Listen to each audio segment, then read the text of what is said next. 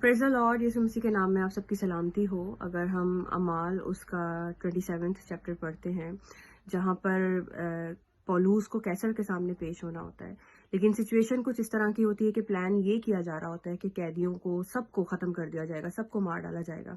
लेकिन खुदावंद का फरिश्ता जब पौलुस से आके कहता है कि तू मत डर, ज़रूर है कि तू कैसर के सामने पेश हो। तो पौलुस जब इस कलाम को रिसीव कर लेता है, ले लेता है, तो उसका डर ख़त्म हो जाता है और वो सबसे कहता है कि मत डरो, क्योंकि मुझे मालूम है कि जैसा मुझसे कहा गया है वैसा ही होगा।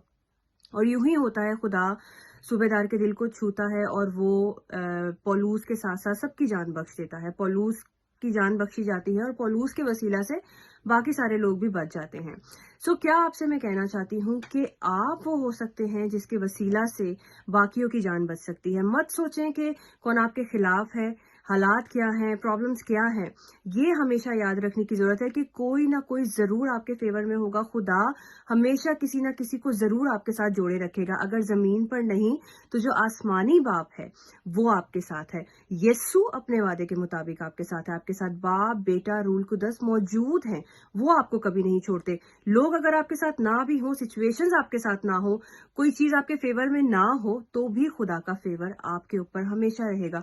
पौलुस के वसीला से सबकी जान बख्शी जाती है और आप वो हो सकते हैं जिसकी ग्रेस की वजह से, या आप वो हो सकते हैं कि जिसके वसीला से आपकी फैमिली आपके वसीला से बच सकती है, आपके दोस्त आपके वसीला से बच सकते हैं। अगर तो यीशु मसीह आपके पास है तो आप वो हो सकते हैं जो कि दूसरों को बचाने का बाइस बन सकते हैं।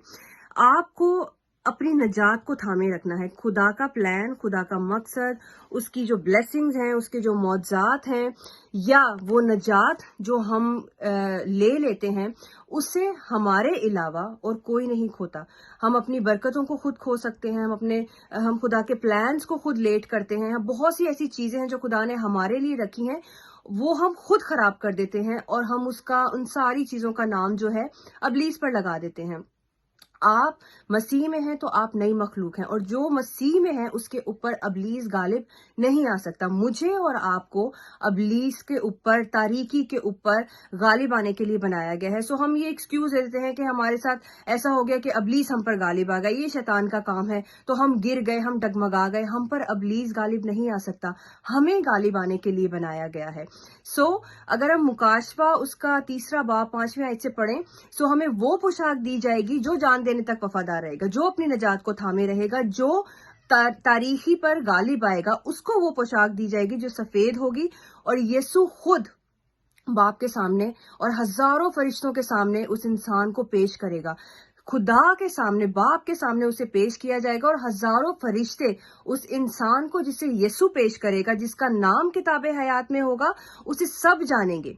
आसमान पर खुदा की बादशाहत में हजारों फरिश्ते होंगे जो आपको आपके नाम से जानेंगे। लेकिन कब? जब आप जान देने तक वफादार रहेंगे। किस तरह?